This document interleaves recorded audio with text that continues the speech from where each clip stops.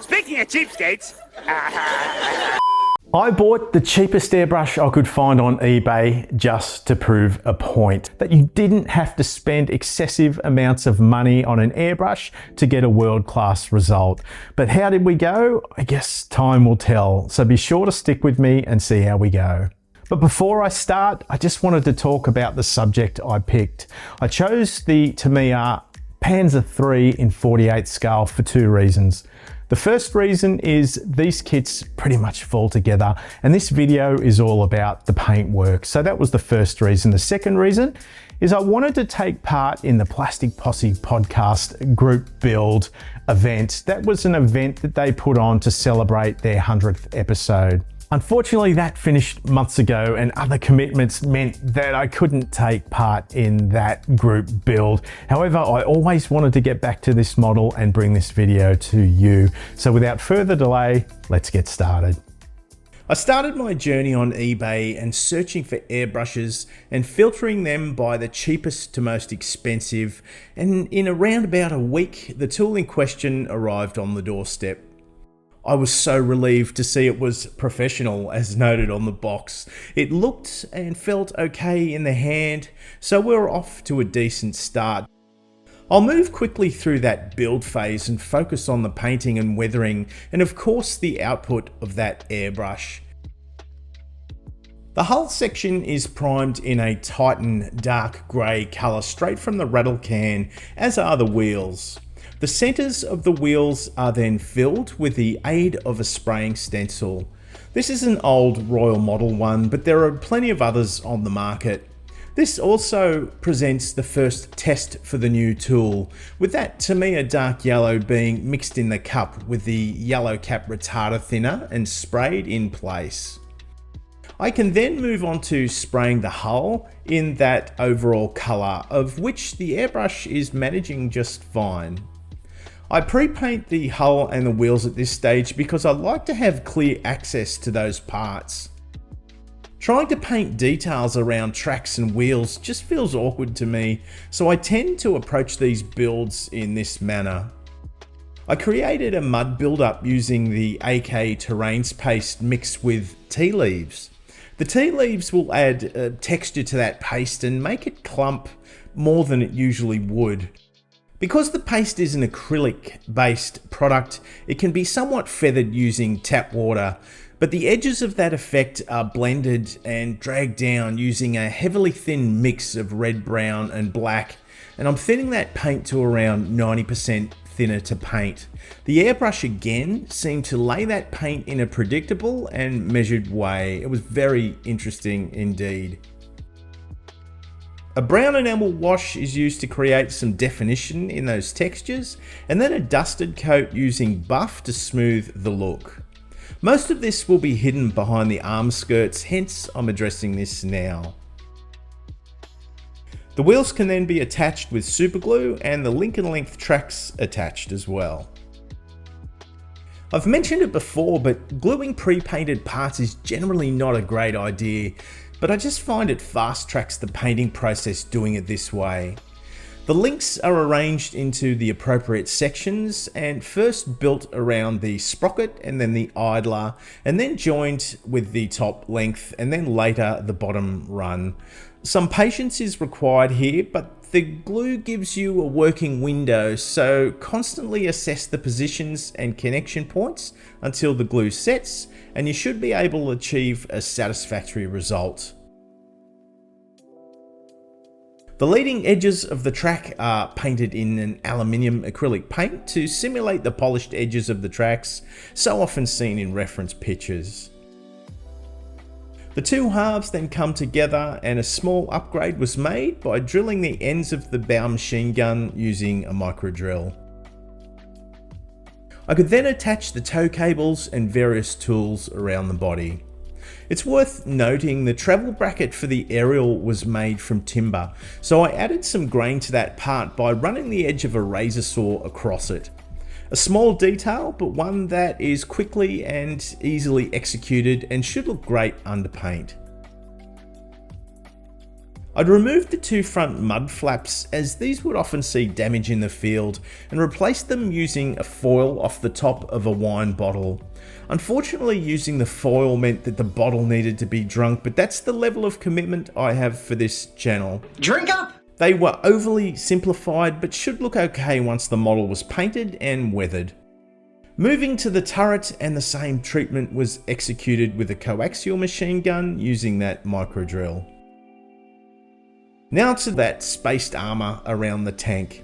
I'd considered upgrading this to etch after I discovered the way the parts were moulded meant I couldn't break them down and pose them as separate panels. But again, I reminded myself to stay on track and remember the goal of this build.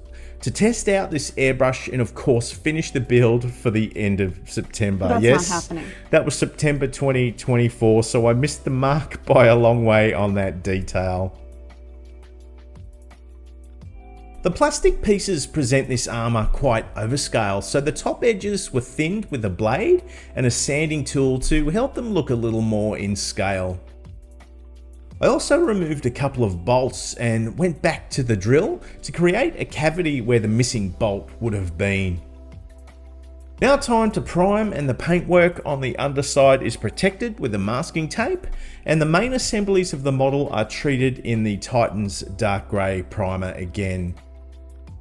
The primer will highlight any blemishes, but more than that will act as a microfiller, smoothing the surface and unifying the metal and the plastic parts. I'm going to use this primer as a chipping colour, but added a red-brown to the areas that I felt would see more targeted chipping. I'm planning on focusing my chipping on the skirt armour, but keeping my options open at this point as well. The model could then be treated in 2 coats of a chipping fluid. I was planning on doing this as an out-of-the-box build so as not to stretch it out and complicate things, but I had to add the engine grills in the etch parts. They just add so much interest and detail to the model, so I attached them with super glue and painted them to match the rest of the model. And this is where the build stalled for a couple of months. I'd ordered a set of the AK real colours for German armour, so when it arrived it seemed like the perfect opportunity to get this build back on track. Although these paints are marketed as airbrush ready, I find thinning them with a Tamiya retarder thinner, the yellow cap style, to about 30% thinner to 70% paint gives me the flow that best suits my painting style. I begin the application of the Dunkelgelb and I focus on one area at a time rather than just hosing the paint over the model. I'm wanting to allow some of that primer colour to show through so it impacts the paint and adds a mottled variation over the finish. Exaggerating that effect is okay because as the weathering process evolves, a lot of that exaggerated look will tend to soften along with it. It's the same principle with the colours I choose to paint with. I most always paint a couple of shades lighter than where I want the finished colour to be, just because of the impact the weathering will have on the model. It's something you will train your eye for over time, and of course it's a subjective thing, but I find that tactic is the best fit for the way I paint and the way I weather my models. So true to form, I add white to that dark yellow paint and create a thinned, lighter mix of the colour and look to add my lighter tones but in a lesser surface area. Looking at the colour, it was probably a little anemic at this stage, but I know that will shift in the subsequent stages. As a side note, have you noticed how well the paint is spraying through this airbrush? Pretty good, isn't it? But it was time to really put it to the test with a freehand camouflage scheme. I did start the chipping phase, but figured I should apply the green before that, so if you see some chips, that's why.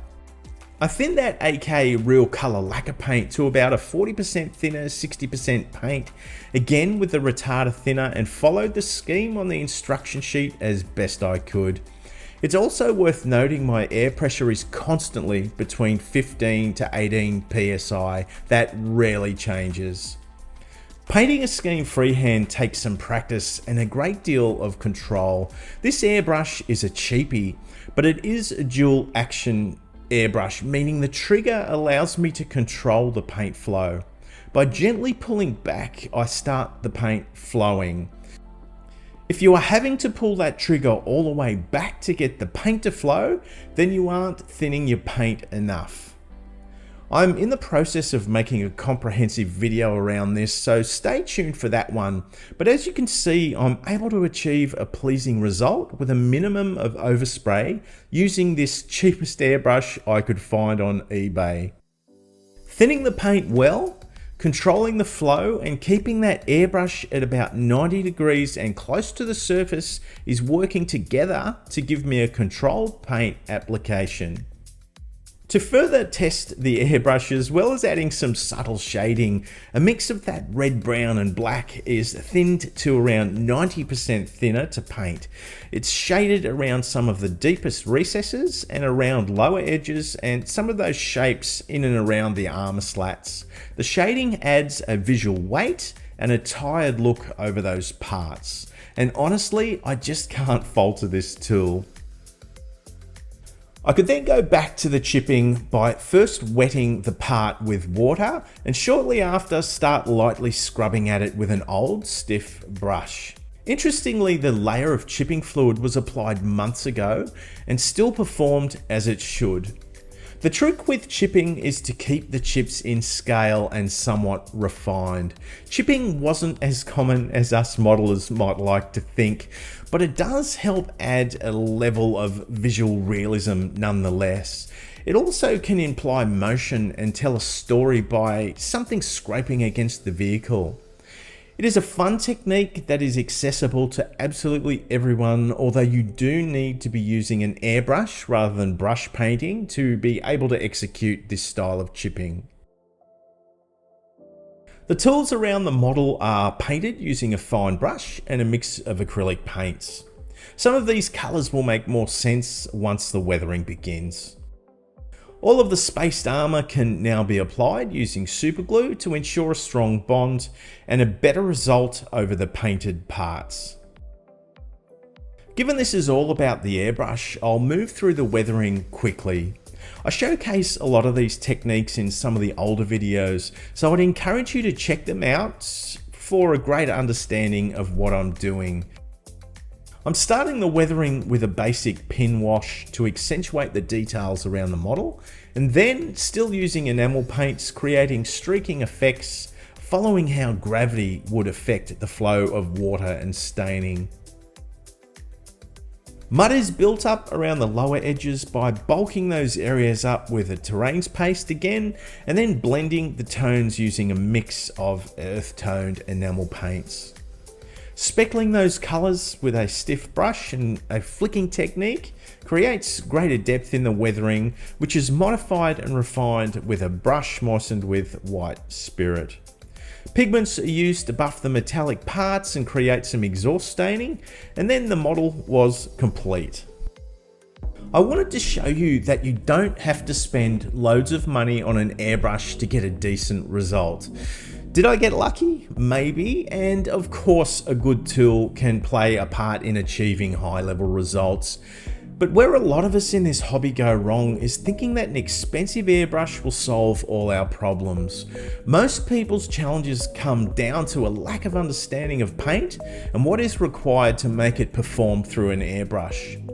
Thinning your paint doesn't need to be a drawn-out process, and it doesn't have to involve a proverbial witch's brew of chemicals. Using the paint and the appropriate branded thinner is generally all you need. Controlled application in light coats of a well-thinned paint is the secret to success. It all comes down to investing time and practicing. But what do you guys think? What's your airbrush experience been like? Do you find it all a bit of a mystery? And what paint do you find gives you the best result? I'd love to hear, so let me know in the comments down below. One last shout out to the boys from the Plastic Posse podcast for their 100th episode group build extravaganza. They're a great bunch of guys making a big contribution to this amazing landscape, so if you haven't listened to them, give them a try. It's another way to keep yourself connected when you can't be at the bench. And of course, don't forget my mates down at On the Bench. Give them a listen too.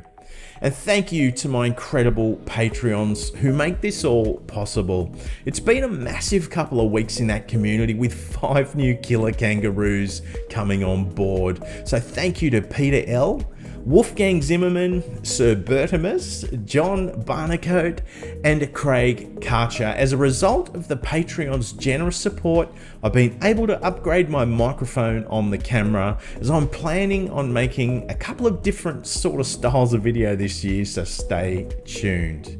But back to the Panzer III, and I've got an idea for the base on this one, so stick with me for next time, and I'll see what I can conjure up. It could be a couple of firsts for me if I can pull it off. Remember guys, this is the greatest hobby in the world. Share it with your family and share it with your friends, and of course, let's be proud of what we do. Until next time, I'll see you soon. Man, he's making us look like a bunch of cheapskates.